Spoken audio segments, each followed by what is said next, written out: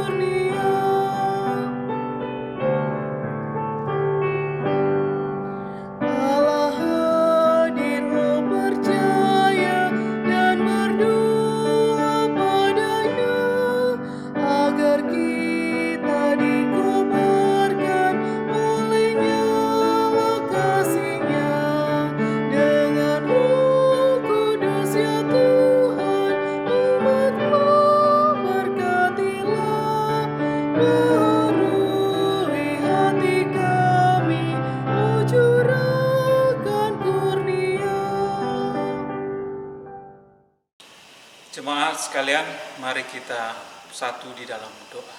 Mari kita berdoa. Bapa di dalam surga, kami mengucap syukur dan berterima kasih ya Tuhan. Dalam saat ini ya Tuhan, kami akan beribadah keluarga ya Tuhan, meskipun melalui virtual ya Tuhan. Keluarga-keluarga yang telah berkumpul, Engkau berkati, hadir bersama-sama kami, bersama-sama keluarga yang berkumpul di rumah mereka masing-masing ya Tuhan. Pimpin dan sertai ibadah ini dari awal, pertengahan, hingga akhirnya. Semua boleh jadi atas nama Tuhan Yesus Kristus. Amin. Pembacaan Mazmur terambil dari Mazmur 23 ayat 1 sampai 6. Mazmur 23 ayat 1 sampai 6 dengan judul Tuhan Gembalaku yang baik. Mazmur Daud. Tuhan adalah gembalaku, takkan kekurangan aku. Ia membaringkan aku di padang yang berumput hijau. Ia membimbing aku ke air yang tenang. Ia menyegarkan jiwaku. Ia menuntun aku di jalan yang benar. Oleh karena namanya. Sekalipun aku berjalan dalam lembah kekelaman, aku tidak takut bahaya, sebab Engkau besertaku. Gadamu dan tongkatmu, itulah yang menghibur aku. Engkau menyediakan hidangan bagiku di hadapan lawanku. Engkau mengurapi kepalaku dengan minyak. Pialaku penuh melimpah. Kebajikan dan kemurahan belaka akan mengikuti aku seumur hidupku, dan aku akan diam di dalam rumah Tuhan sepanjang masa. Demikian pembacaan Mazmur.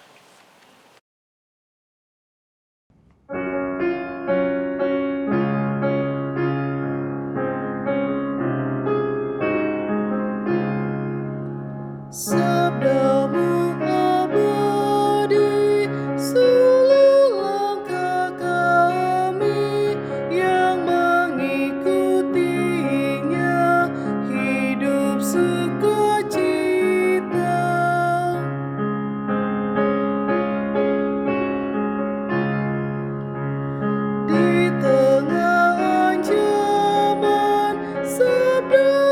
harapan.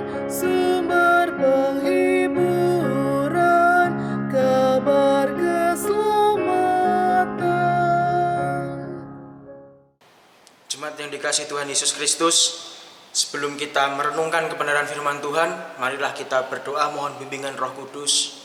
Kita berdoa. Tuhan kami yang bertahta dalam kerajaan surga yang mulia, pada kesempatan hari ini Tuhan, kami telah siap untuk mendengarkan kebenaran firman-Mu. Kami mohon agar Engkau mencurahkan Roh-Mu yang kudus ke atas hati kami, agar kami boleh memahaminya dan kami boleh melakukannya dalam kehidupan kami hari lepas hari. Terpujilah Engkau Kristus, kekal untuk selama-lamanya. Amin. Jemaat yang dikasihi Tuhan Yesus Kristus, marilah kita bangkit berdiri untuk mendengarkan firman Tuhan yang dibacakan dari Alkitab. Dalam kitab Yesaya, pasalnya yang ke-40, ayatnya yang ke-9 hingga ayatnya yang ke-11.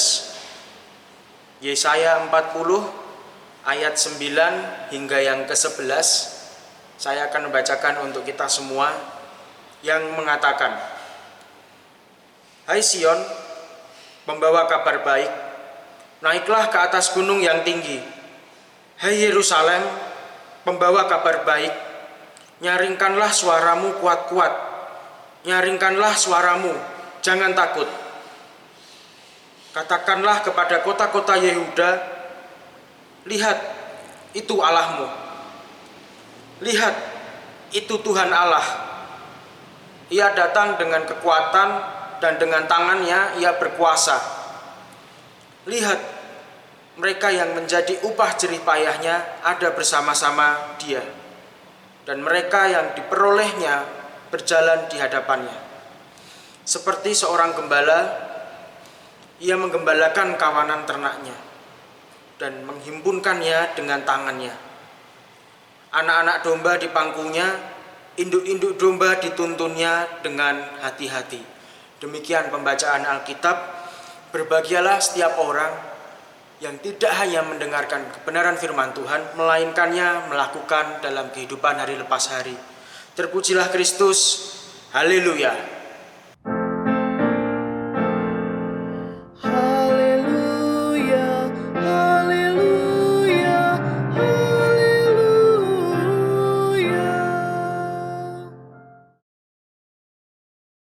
Jemaat yang dikasihi Tuhan Yesus Kristus, Shalom.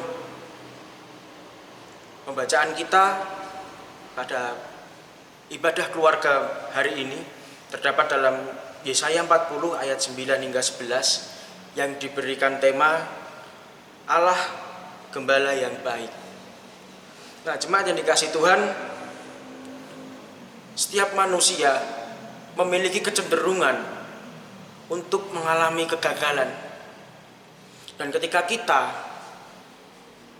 mengalami kegagalan itu, tentu kita ada rasa kecewa, kita ada rasa marah. Mungkin jika kegagalan itu terjadi di dalam satu kelompok, kita akan saling menyalahkan satu dengan yang lain. Kita juga mungkin merasa putus asa, kita merasa bahwa kehidupan kita benar-benar sudah di ujung tanduk. Dan kita pun tentu berusaha untuk keluar dari kegagalan ini, dan biasanya kita mencari cara yang instan. Kita cari cara yang instan untuk keluar dari kegagalan-kegagalan yang kita alami. Dan setiap manusia memiliki kecenderungan melakukan hal-hal ini karena tanpa mereka sadari, mereka terlalu fokus, kita terlalu fokus dalam kehidupan jasmani kita.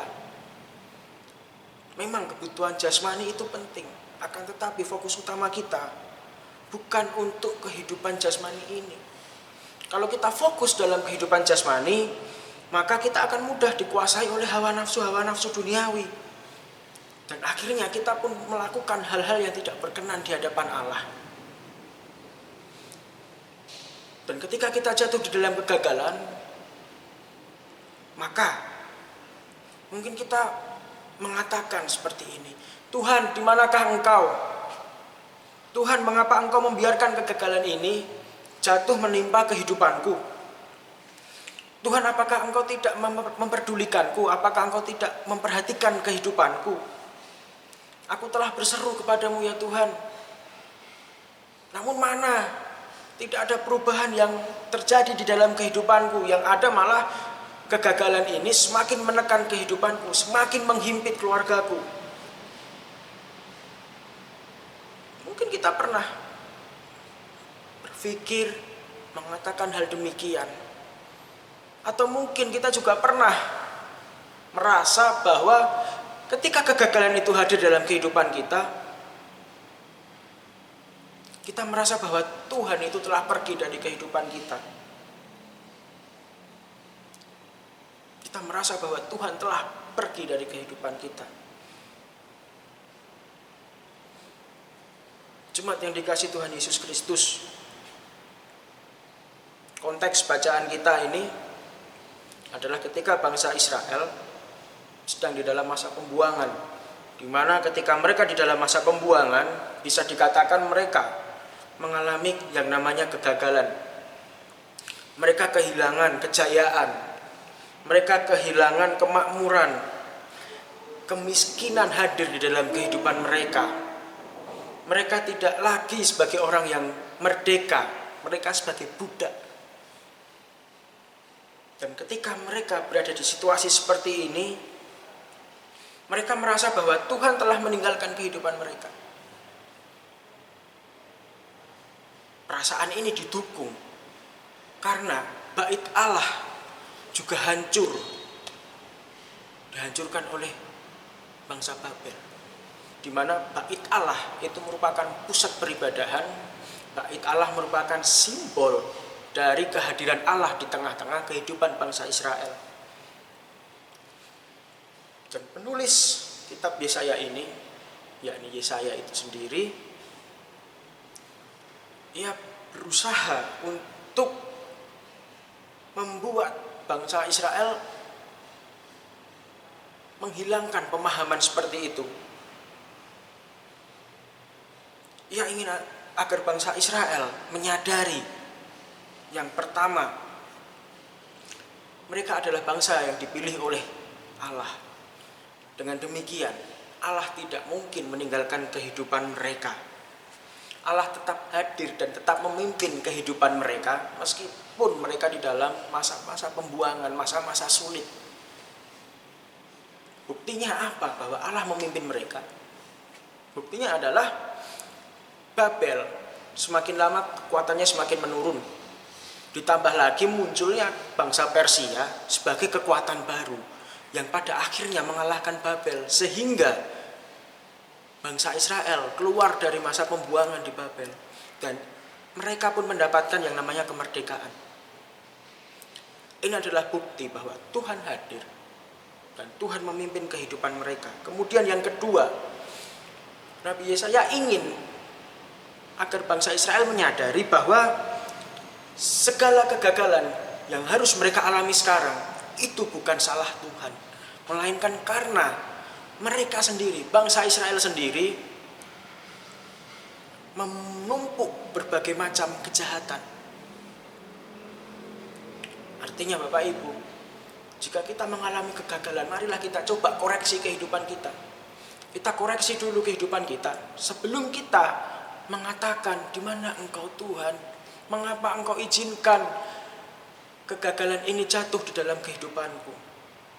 Karena bisa jadi bahwa kegagalan yang kita alami ini bukan karena orang lain dan tentu bukan karena Tuhan, melainkan karena kita.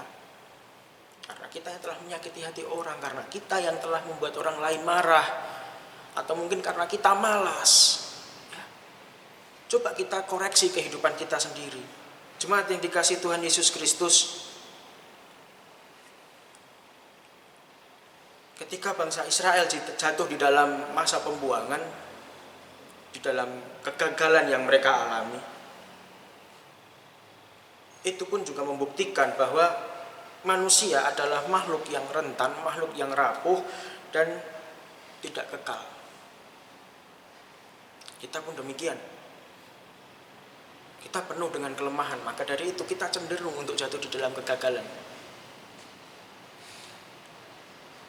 Dan karena kita penuh dengan kelemahan, manusia penuh dengan kelemahan, maka Ada banyak hal yang tidak dapat kita selesaikan dengan kekuatan kita sendiri. Sebagai contoh bangsa Israel, ketika mereka jatuh di dalam pembuangan, mereka tidak bisa keluar dari masa pembuangan itu karena mereka tidak berdaya. Mereka membutuhkan pertolongan yang mampu mengatasi kekuatan bangsa Babel. Apakah Persia memiliki kekuatan itu? Ya, Persia memiliki kekuatan itu. Akan tetapi bisa jadi kalau mereka terlalu percaya dengan Persia, mereka menjadi budaknya Persia. Sama saja, cuman pindah lubang. Maka di sini kita membutuhkan seorang penolong. Siapakah penolong itu? Penolong itu tentu adalah Allah. Karena hanya Dia yang mampu memberikan pertolongan. Hanya Dia yang mampu memberikan pemulihan dan kelegaan ketika kita berada di masa-masa yang sulit. Saya yakin dan percaya Bapak Ibu pasti pernah memiliki pengalaman iman tentang itu.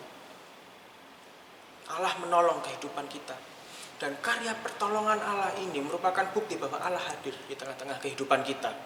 Allah tidak pernah meninggalkan kehidupan kita. Dan itu yang harus tetap ada di dalam hati dan pikiran kita.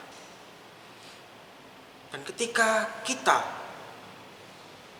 telah mengalami yang namanya pemulihan dari Tuhan, maka akan ada yang namanya perubahan status dan identitas, sama seperti yang dialami oleh bangsa Israel. Di ayatnya yang ke-9, hai Sion pembawa kabar baik, hai Yerusalem pembawa kabar baik. Artinya ada perubahan status identitas dari dulunya budak, kemudian mereka menjadi pembawa kabar baik. Apa maksudnya pembawa kabar baik? Pembawa kabar baik di sini merupakan suatu tugas yang harus dilakukan oleh bangsa Israel, yakni mereka harus menyampaikan berita sukacita mengenai karya keselamatan Tuhan yang telah mereka rasakan. Jadi mereka harus memberitakan hal itu. Nah, yang menjadi pertanyaan adalah apa isi dari kabar baik ini? Isi dari kabar baik ini adalah yang pertama, kehadiran Tuhan. Jadi bangsa Israel harus menjadi saksi bahwa Tuhan itu selalu hadir di tengah-tengah kehidupan kita, di tengah-tengah kehidupan sebagai bukti karena Ia mengasihi kita dan Ia akan tetap memimpin kita. Kemudian yang kedua adalah Tuhan adalah gembala yang baik, sama seperti tema kita. Ia dikatakan gembala yang baik karena Ia tidak hanya memberikan pertolongan, udah aku tolong ya. Tidak. Di ayatnya yang ke-11, Ia akan menghimpun, memangku, menuntun. Artinya apa? Ia benar-benar memberikan satu pemulihan secara total. Itulah mengapa Allah adalah gembala yang baik. Jemaat yang dikasihi Tuhan Yesus Kristus,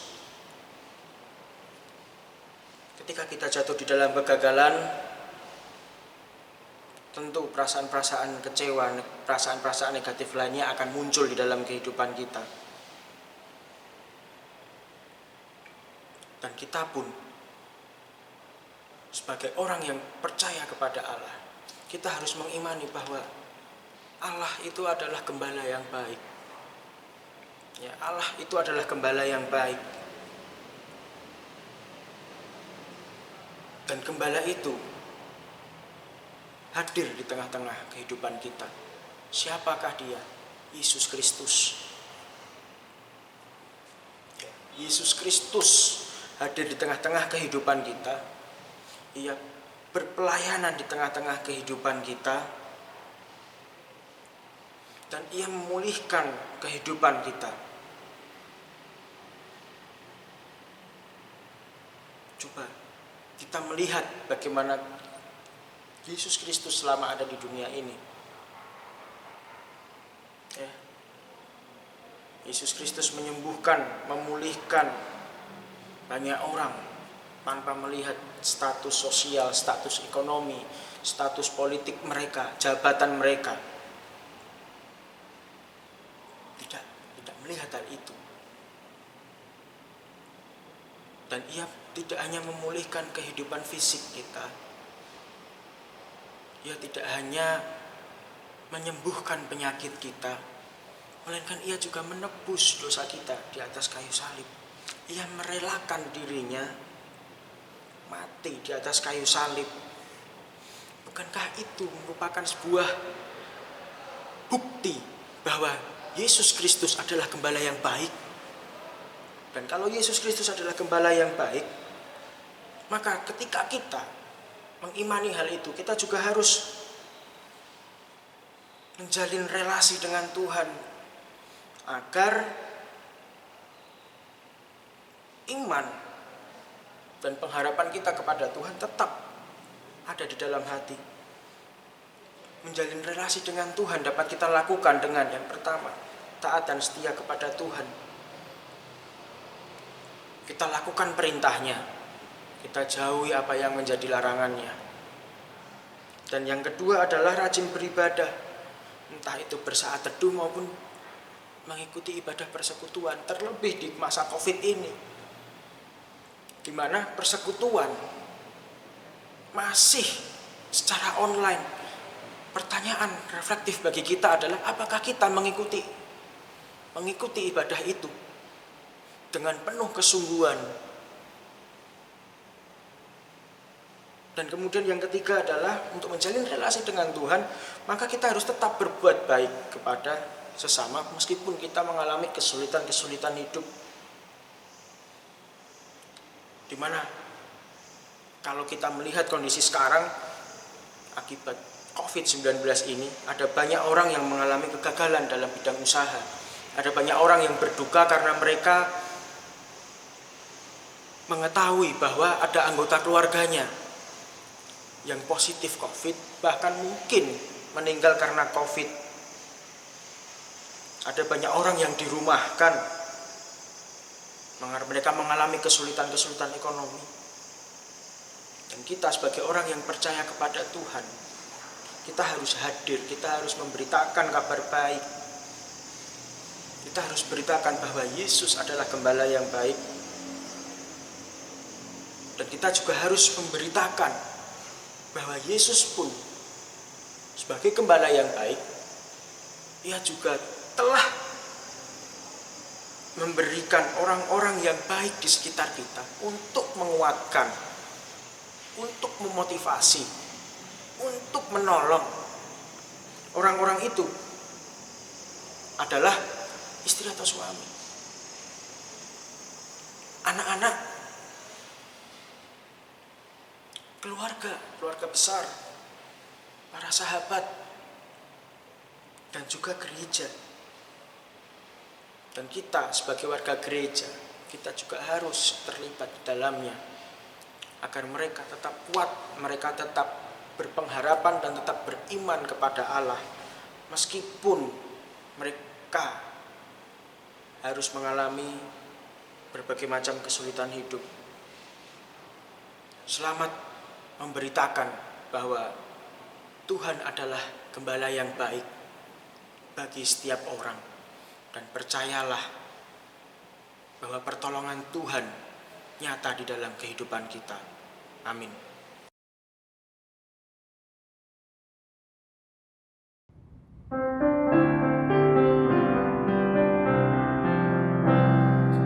Tuhan kau gembala kami, tuntun kami domba-Mu. Berilah kami menikmati hikmat pengorbanan-Mu. Tuhan Yesus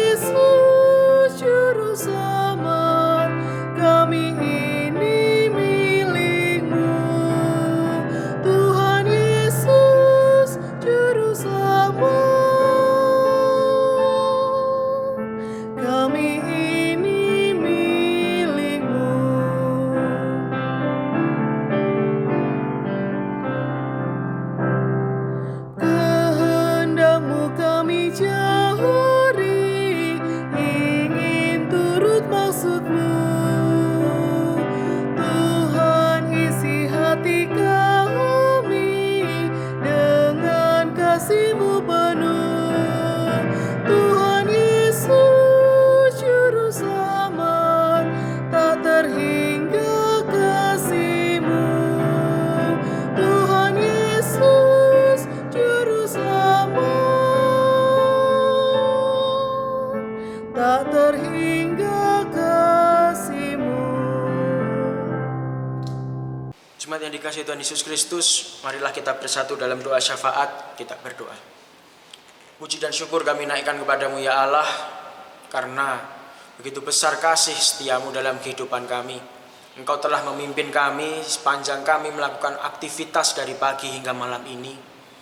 Dan Engkau senantiasa hadir di dalam kehidupan kami, sehingga kami pada saat ini boleh berkumpul bersama keluarga kami untuk melaksanakan ibadah. Dan pada kesempatan ini Tuhan, kami juga hendak menaikkan doa syafaat kami. Kami berdoa untuk bangsa dan negara kami Tuhan. Kau berkati para pemimpin bangsa ini dalam mengurus, mengelola, menata kehidupan berbangsa ini. Terlebih di era COVID ini Tuhan. Biarkan hikmat, kebijaksanaan, serta kesehatan senantiasa Engkau curahkan bagi mereka. Engkau berkati para medis dalam melakukan tugas tanggung jawabnya. Berikan rasa sukacita dan kesehatan agar mereka boleh melakukan tugas tanggung jawabnya dengan baik. Dan kami juga berdoa Tuhan agar vaksin boleh segera ditemukan, sehingga seluruh kehidupan kami boleh kembali pulih. Kami terhindar dari rasa takut, dan kami pun boleh hidup dalam kesehatan hanya karena campur tangan-Tangan-Mu Tuhan. Dan kami juga berdoa Tuhan untuk rekan-rekan kami yang mungkin sedang mengalami sakit atau dalam masa pemulihan. Kami mohon agar tangan Tuhan menyentuh bagian tubuhnya yang sakit. Tuhan berkati obat-obatan, makanan, serta minuman. Serta Tuhan berkati keluarga yang senantiasa mendampingi mereka. Agar melalui pendampingan keluarga mereka boleh mendapatkan rasa sukacita dan mereka boleh cepat pulih, sehingga seluruh aktivitas mereka dapat mereka lakukan. Dan kami juga berdoa Tuhan untuk usaha pekerjaan yang kami lakukan. Biarkan melalui usaha pekerjaan ini kami boleh menjadi saluran berkat dan hanya nama Tuhan yang semakin dimuliakan. Engkau berkati anak-anak kami dalam masa depannya, serta Engkau juga berkati di multimedia yang senantiasa bekerja, berpelayanan untuk membantu seluruh ibadah online ini Tuhan. Biarkan tangan pengasihan Tuhan senantiasa ada di dalam kehidupan mereka. Dan Tuhan Yesus Kristus yang Maha Baik, masih ada banyak harapan yang tidak bisa kami sebutkan satu persatu. Namun kami percaya dan kami yakin bahwa Tuhan senantiasa melihat kehidupan kami dan Engkau pasti akan memberikan pertolongan dalam kehidupan kami. Dan doa yang jauh dari sempurna ini Tuhan kami naikkan kepadamu melalui Putramu yang tunggal, Tuhan kami Yesus Kristus, yang telah mengajar kami berdoa. Bapa kami yang di surga, dikuduskanlah namamu, datanglah kerajaan-Mu, jadilah kehendak-Mu di bumi seperti di surga. Berikanlah kami pada hari ini makanan kami yang secukupnya, dan ampunilah kami akan kesalahan kami, seperti kami juga mengampuni orang yang bersalah kepada kami. Dan janganlah membawa kami ke dalam pencobaan, tetapi lepaskanlah kami daripada yang jahat.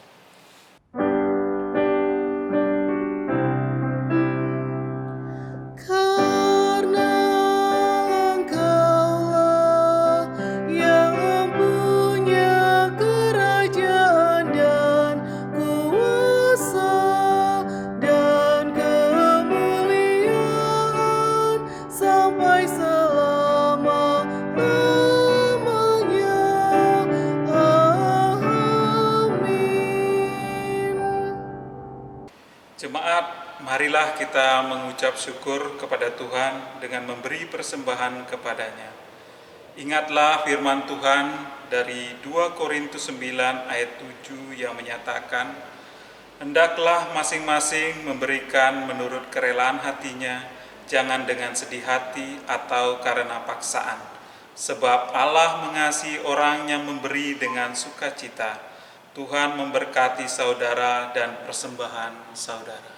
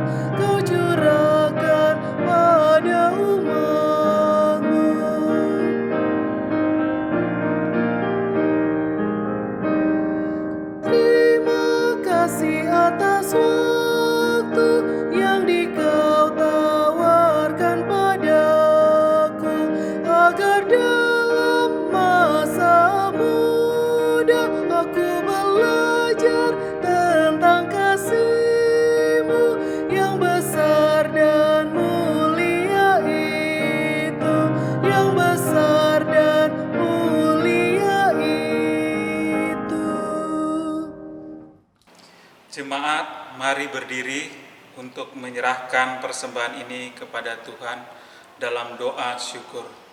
Kita berdoa. Bapa di dalam surga, kami mengucap syukur dan berterima kasih atas berkat yang Kau berikan kepada kami. Biarlah persembahan yang telah kami berikan ini boleh menjadi berkat bagi pelayanan dan kesaksian gereja-Mu ya Tuhan Yesus. Khususnya di gereja GPIB Immanuel WR Supratman. Terima kasih ya Tuhan Yesus, kami serahkan semuanya hanya ke dalam tangan pengasihan-Mu. Dengarlah seluruh doa kami yang tidak sempurna ini, hanya di dalam nama Tuhan Yesus kami berdoa. Amin. Jemaat yang dikasihi Tuhan, marilah kita bangkit berdiri. Pergilah dengan damai sejahtera Tuhan dalam kehidupanmu sehari-hari, dan lakukanlah firman Tuhan yang telah saudara renungkan.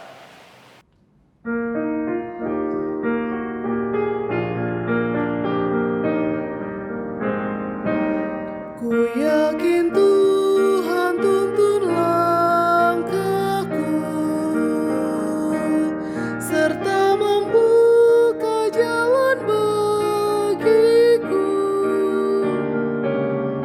Jika sungguh berserah dan berdoa padanya, Tuhan membuka jalan bagiku.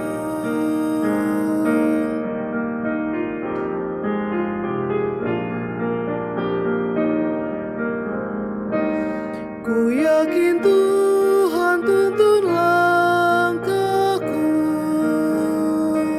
serta membuka jalan bagiku.